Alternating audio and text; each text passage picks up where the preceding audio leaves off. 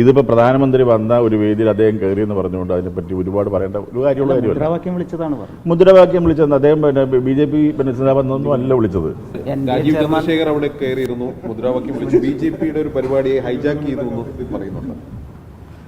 അദ്ദേഹം എന്തോ ശരിയായ ഒരു രീതിയാണോ അത്? അതിനെന്താ കുഴപ്പമുള്ളത്? കാരണം ഇപ്പം ഞാൻ ചോദിക്കട്ടെ, ഇപ്പം ഞാനിപ്പോൾ കേരളത്തിൽ സംസ്ഥാന സർക്കാർ നടപ്പിലാക്കുന്ന എത്രയോ പ്രോജക്റ്റുകളിൽ ഈ പറയുന്ന സംസ്ഥാന സർക്കാരിൻ്റെ കഴിഞ്ഞ കോൺഗ്രസ് ഗവൺമെൻറ് കാലത്തും ഈ പറയുന്ന UDF ഗവൺമെൻറ് കാലത്തും ഒക്കെ ഇരുന്നിട്ടുണ്ട്, LDF ഗവൺമെൻറ് കാലത്തൊക്കെ ഇരുന്നുണ്ട്. അപ്പോഴും ഇതിപ്പോൾ പ്രധാനമന്ത്രി വന്ന ഒരു വേദിയിൽ അദ്ദേഹം കയറിയെന്ന് പറഞ്ഞുകൊണ്ട് അതിനെപ്പറ്റി ഒരുപാട് പറയേണ്ട ഒരു കാര്യമുള്ള കാര്യമല്ല. മുദ്രാവാക്യം വിളിച്ചതാണ് പറഞ്ഞത്. മുദ്രാവാക്യം വിളിച്ചത് അദ്ദേഹം BJP നേതാവെന്നൊന്നും അല്ല വിളിച്ചത്. അതൊന്നും അല്ലല്ലോ വിളിച്ചത്. വിളിക്കാത്ത കാര്യം പറയുന്ന കേടാ. എല്ലാ ദൃശ്യമാധ്യമങ്ങളിലും കണ്ടതാണ്. BJP നേതാവ് വിളിച്ചത് ഞാൻ കണ്ടിട്ടില്ല. കൗൺസിലർമാർ വിളിക്കുന്ന ആളെ NDAയുടെ മറ്റു കക്ഷികൾക്കൊക്കെ അർഹമായ ഒരു പ്രാധാന്യം അവിടെ കിട്ടിയിരുന്നു.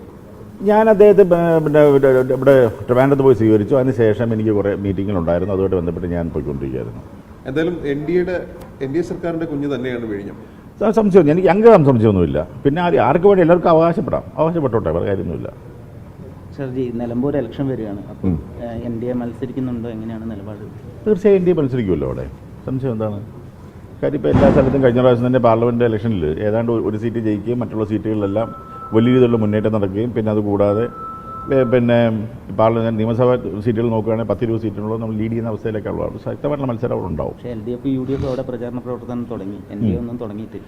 ആ തീരുമാനം എടുത്തിട്ടില്ല. അടുത്ത ദിവസം തീരുമാനം എടുത്ത് കാൻഡിഡേറ്റ് തീരുമാനിച്ചിട്ട് വേണ്ടേ പ്രചരണം തുടങ്ങാനായിട്ട്.